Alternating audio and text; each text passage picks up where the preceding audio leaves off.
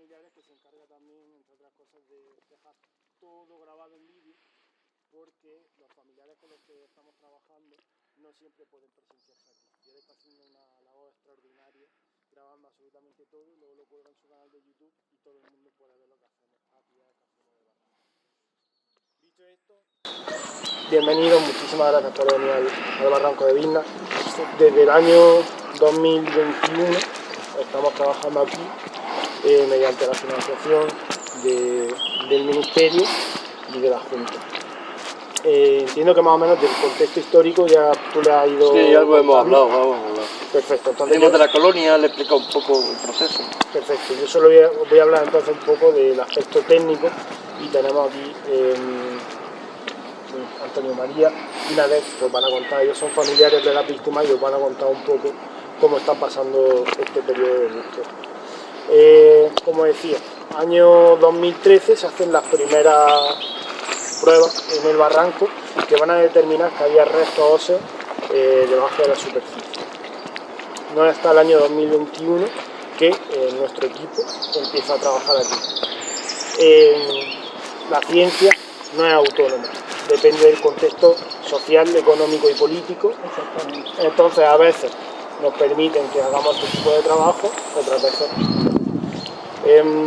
Como digo, llevamos 5 campañas en total, de 2021 hasta la actualidad, y durante estas campañas hemos encontrado un total de 26 fosas comunes en el espacio que estáis viendo aquí. En este pequeño espacio, solo, ahí luego lo vamos a andar y lo vais a ver, en esta hondonada que hay, justo arriba y aquí, es donde hemos localizado estas 26 fosas. Si veis, la silueta amarilla son las fosas que hemos ido localizando.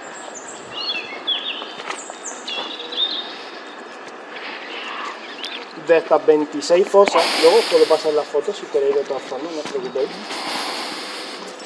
De las 26 fosas hemos extraído un total de 150 víctimas, más las 7 de esta última fosa en la que estamos trabajando. Primero, con las sondas estratigráficas, como se localizó en 2013, nosotros como lo hemos hecho ha sido con detector de metales. Con detector de metales partimos de la base de que están asesinando y enterrando justo al lado. Entonces muchas veces las propias acumulaciones de cartuchería, de munición, de proyectiles, los proyectiles que acaban con la vida de esta gente son los que a nosotros nos van a indicar dónde los enterrar.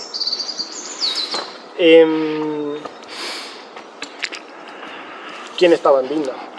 Supongo que él ya os ha hablado un poquito, pero bueno, por los estudios de antropología que se están realizando, en términos de edad, tenemos desde niños, tenemos un niño de 11 a 14 años, que lamentablemente encontramos el año pasado, llevaba un pequeño lápiz y una goma. Este es el proyectil que acabó con su vida, lamentablemente.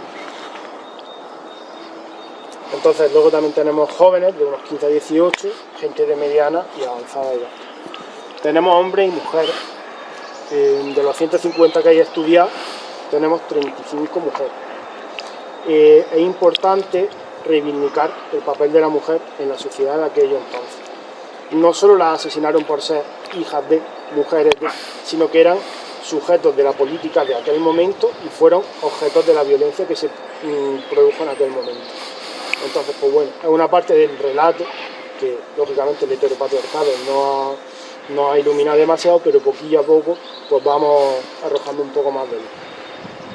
Pues entonces tenemos 150 víctimas, hombres y mujeres, de prácticamente todas las edades. ¿Por qué? Por estar sindicados, por tener filiación a alguna agrupación política, partido político, por tener una vida política relativamente pública, o a veces también lamentablemente por estar en el lugar equivocado en el momento más preciso. Aquí también tenemos un montón de trabajadores de la fábrica de pólvora del Farga, que además el Farga es mi barrio, y desde que yo sé todas las historias que hay por aquí, cada vez que paso por allí me ha cambiado por completo el concepto que yo tenía de mi propio barrio. Nada más, cuando ya tenemos esta parte tratada, tenemos los restos fuera, que ahora los veréis, lo que se hace es extraer las muestras de ADN. Las muestras de ADN las vamos a sacar de un hueso que hay detrás de la oreja, que se llama el petroso, sino de los molares, y en caso de que estas dos opciones no funcionen, tenemos el fémur. Esto se envía al laboratorio de genética de la Universidad de Granada. Simultáneamente vamos extrayendo muestras de ADN de las familias que están involucradas en este proceso. Es complicado. Ahora os explicarán ellos un poco sobre el miedo y sobre el ocultamiento. Esto quiere decir que de las 150 víctimas que tenemos aquí, no tenemos a todas las familias buscando. Hay muchas que ni siquiera saben que tienen aquí a sus parientes. Hay muchas que ni siquiera saben que sus parientes fueron asesinados, porque se ha ido ocultando intergeneracionalmente. Es un proceso, como digo, lento. Al laboratorio de genética de la Universidad de Granada llegan muestras de un montón de sitios del Estado español. Entonces, las primeras muestras fueron enviadas en 2022. Fue en 2024 cuando se produjeron las primeras identificaciones. A fecha de hoy, 5 identificaciones. Es un proceso lento, pero está en marcha. Todavía, quizá dentro de 5 o 10 años, podremos hablar de que es un proceso a lo mejor finiquitado, pero de momento está en un momento muy iniciático. Había una hermana viva, perdón, un hermano vivo de una de las víctimas asesinadas. Había hijas vivas, había también nietos. Sin extenderme mucho más de momento, voy a dar paso a las familias para que hablen un poco. Simplemente decir que Díznar es un lugar dentro de la gran tragedia que aquí acontece. Su propia población también sufre, y poco a poco también yo como sociólogo voy recogiendo testimonios de familias y también de la gente de Díznar. Está por escribir cuáles han sido los relatos de la violencia que la población sufre y que no han sido narrados. Esta gente prácticamente con todo el tema del Lorca los dejaron anulados. Nadie se interesaba por su propio dolor y poquito a poco pues también van comunicando.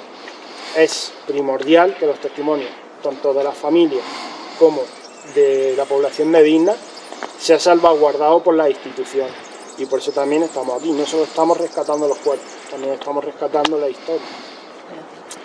Y hablando de esas historias, pues si Antonio María quiere contarnos un poco, una vez como queráis. Bueno, pues buenas tardes y muchas gracias por venir. Para las familias es muy importante que venga gente, que conozcan esto. Quizás hay mucha gente que viene y lo conoce, pero hay otra que es por primera vez cuando se dan cuenta de que esto existe y de que... Bueno, yo quiero hablar un poco en representación de las familias, no quiero contaros especialmente mi caso familiar, sino porque en realidad todos los casos familiares son prácticamente iguales, y lo único que hay es matices en el dolor, pero prácticamente es lo mismo. Entonces, y sobre todo hablaros de ellos, porque son los que más merecen el recuerdo y están aquí porque tenían unas ideas que eran contrarias o distintas a los golpistas, y lo que pretendieron fue ocultarlo, que desaparecieran de la historia. Yo en concreto no sé dónde está mi abuelo. Se lo llevaron el 18 de agosto del 36 de su casa mientras comía y no sé dónde está. Hay algunos familiares, por suerte, que sí hay alguna documentación, han encontrado algo y saben que está aquí o que está en el cementerio, porque ya figura su nombre allí en todos los nombres que hay al lado de las tapias. Pero yo en concreto no lo sé. Yo estoy aquí reivindicando un poco la lucha de todas las familias que estamos intentando buscarlos y localizarlos. Aquí, como en la inmensa mayoría de las cosas que hay en España, no hay ninguna persona que estuviese en un frente de guerra. Ninguno era militar, ninguno tenía una pistola, todos estaban o trabajando en sus casas, como las mujeres que estaban trabajando de costureras y que están aquí enterradas, o tantos hombres como también hay, o el crío imaginaos un crío que a lo mejor simplemente iba con el padre, cogen al padre y se lo traen a él. Lo duro que tuvo que ser para ese crío o ese padre, en función de a quién mataran primero, ver cómo su familia lo mataba. Hace poco sacaron una fosa y había una persona que estaba en posición fetal. Eso se supone que cayó a la fosa o lo tiraron sin estar muerto todavía y estaban en posición como defendiéndose de algo. Es decir, el dolor que eso supuso para ellos. Habéis subido por este camino que venís desde la colonia, habéis hecho el mismo camino que le hacían hacer a ellos, pero hay una gran diferencia. Vosotros vais a estar, pero sabéis a lo que venís, vais a estar aquí, vais a ver esto, os vais a ir, y esta tarde os tomaréis un café con algún amigo, o iréis al cine, o iréis el fin de semana de viaje a donde sea. Todas las personas que subieron en el 36 este camino jamás volvieron a hacerlo al revés. Se quedaron para siempre, o intentaron que se quedaran para siempre aquí. De momento le hemos devuelto el camino, lo hemos bajado, o lo han bajado ellos, de la universidad, han bajado a 150 personas, los han vuelto a la historia. Eso es lo que pretendemos, y que con estas visitas intentamos lo mismo, perpetuar su memoria y que no lo olvidemos. Y entonces por eso es muy importante todas estas visitas y os las agradecemos sinceramente. Gracias. Sí, que no se repita. Yo solo quisiera añadir una cosilla, subrayar una cosilla que has mencionado tú, sobre la fosa esta de mujeres. Yo creo que ha sido una de las más simbólicas, ¿no?, que se han abierto, de las 26, que es de las 12 mujeres, que era lo del sindicato de costureras. Ese era su delito, porque se encontraron con ella de darles, ¿no?, agujas de su oficio, ¿no? Y solo se ha podido localizar o identificar a una, creo, ¿no?, Eloísa Martín Cantal, ¿no? Cantal ha sido la única mujer hasta la fecha que se ha identificado, pero claro, progresivamente, como antes decía, un proceso que está en activo. Claro. Y seguramente tengamos, ojalá, pero tengamos más resultados positivos. Tampoco podemos vender humo, lógicamente, pero yo en ese sentido soy optimista, porque cada vez tenemos más muestras de familiares, más muestras de ADN. Entonces poquito a poco vamos afinando. Sí, el trabajo que estoy haciendo es increíble, porque eso sí que vamos tarde. Yo siempre digo que vamos tarde, entonces tenía que haberse hecho en los años 80 como mucho, ¿no? Porque ahora el problema que tenemos es que muchos hijos de fusilados, de víctimas, ya han muerto, con la pena de no haber podido recuperar los restos de sus padres. Y ahora mismo lo que estáis localizando es a nietos, ¿no? Nietos que quieran participar y tener su muestra de ADN. Es verdad que el caso de Vilna es paradigmático, porque aquí solo hay gente que asesinan durante el 36, pero en otros lugares de España, donde hay más fosas, la violencia se extiende prácticamente hasta el año 75. España, como periferia de Europa, fue dada de lado por los aliados cuando acaba la Segunda Guerra Mundial.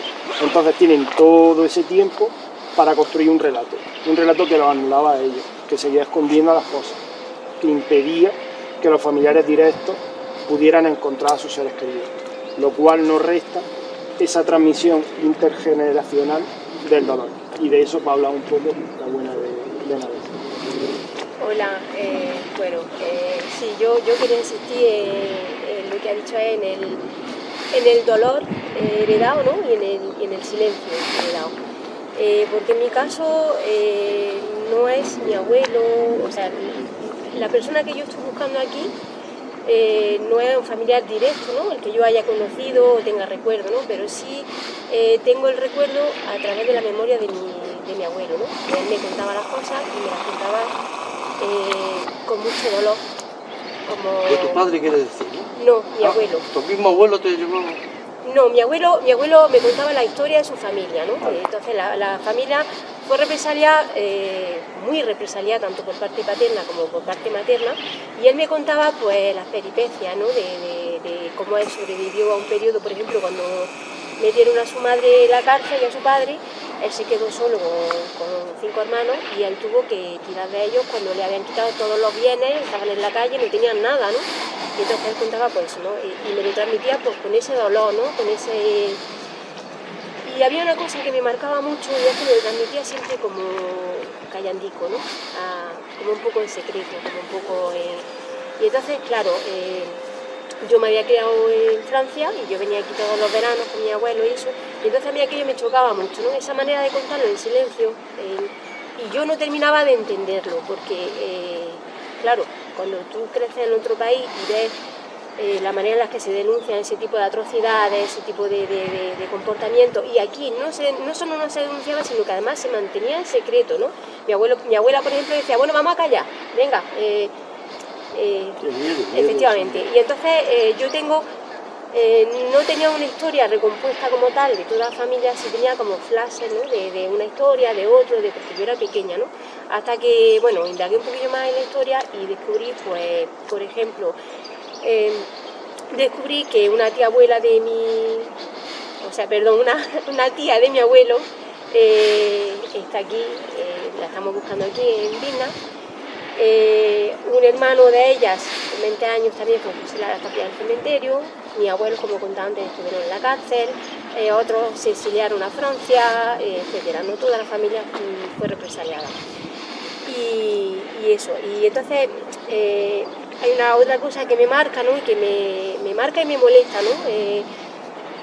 Que tenga que llegar yo en esta generación mucho más lejana, para levantar esto, porque los que venían antes no podían hablar o no tenían la herramienta, y cómo ese silencio le ha ido obligando a que fueran callando, ¿no? Incluso todavía en la actualidad hay gente de mi familia que me dice que para qué saco esto, y creo que es necesario como nunca, porque tenemos que limpiar nuestra historia, nuestra democracia, nuestros valores, todo eso, ¿no? Que se ha mantenido en silencio y bueno, por ejemplo, me llama la atención que mi abuelo nunca me ha traído aquí. Él no conocía, supongo que lo conocía de oída, ¿no? De la zona, pero yo creo que él no tenía constancia que su tía estuviera aquí en el barranco, ¿no? Porque otra cosa que se encargaban el régimen era como de dispersar la información, ¿no? Su tía siempre mantenía, porque preguntaban por ella, y siempre era, no sabemos dónde está, no sabemos. Luego, porque ella la fusilaron en el 36 y está recogido, ¿no? por varias fuentes, que la trajeron aquí a la colonia el 7 de octubre de 1936, y en cambio a la familia sí les decían, hasta el año 45, no le dijeron que ya la daban por muerta, ¿no? Que la habían encontrado en no sé dónde, en la Ventilla, bueno, aquí en un camino que daba al pueblo. Y bueno, que la habían encontrado muerta, que... Sí, que hasta el 45 fue desaparecida. Efectivamente, entonces había como una aureola ahí, como de misterio, que no se entendía. Y entonces mi abuelo nunca me ha traído aquí, porque yo creo que él no sabía que podía estar aquí o que podía... Y bueno, así que yo cuando descubrí la historia de la familia, pues me preocupó por lo menos darle visibilidad, que se conozca, que se sepa, aunque me enfrente a otras partes de la familia que no están de acuerdo, pues creo que ¿Hay división familiar entonces? Igual no división, pero se mantiene esa filosofía del silencio. Ya. Eso es, ¿no? Una familia con miedo y otra que ha perdido el miedo. Sí, algo así se podría decir, sí, eso es. O que tiene menos miedo. Sí, eso es, ¿no? Y entonces pues creo que es muy necesario, ¿no? Y tampoco solamente al otro. Me llama Vicente Menor de Sanado al Arco, porque tenemos los dos autores y nos interesa ponerse. La ruta empieza en Sevilla. Por lo tanto, venimos desde Sevilla haciendo el recorrido de la memoria de vosotros. Y es una ruta muy dura. Yo creo que ya hoy estamos todos con el mismo pensamiento, que es deciros que no sabemos mucho ahí de lo que ha pasado. Sabemos de la guerra. La gente que está cerca de la frontera sí, y tenemos algunos relatos de los abuelos, pero muy que la española llegaban a tratar así, pero no sabemos mucho, porque tenemos una dictadura ahí y los dictadores eran enemigos. Logramos quitar de ahí un teniente en 36, en octubre, unos 1.200 refugiados españoles que estaban en barrancos, y los pudimos sacar de ahí, ese teniente, y los mandó a Tarragona, y ya se sabe, y tampoco se sabe mucho. Por lo tanto, esto es el objetivo, saber un poco más y podemos divulgar. La verdad es que la gente que viene es gente que está comprometida con la democracia, con la libertad, y es gente que sabe un poco de tener participación política. Y aunque salimos de Lisboa desde así, ya sabemos un poquito y tal, pero al final nos entendemos gastos, no tenemos ni idea de la dimensión de la situación. Y agradecer a los que están trabajando y muchísimo por compartir esta experiencia personal. Y Junto con los restos óseos, pues vamos incluyendo también los objetos. No sé si veis la chincheta amarilla. ¿Sabéis lo que son las chinchetas? Esto lo marcan los objetos. Normalmente tenemos botones, cremallera, la suela. Eso es lo que casi siempre vemos. Y luego ya, pues más típico, la verdad que hemos visto un montón de cosas. Desde un ojo de cristal, medicina, pendientes, dinero, un poco de todo. Y básicamente eso es lo que vamos haciendo por aquí. No sé si alguna compañera quiere completar algo, añadir algo, pero a grosso modo eso es lo que se hace.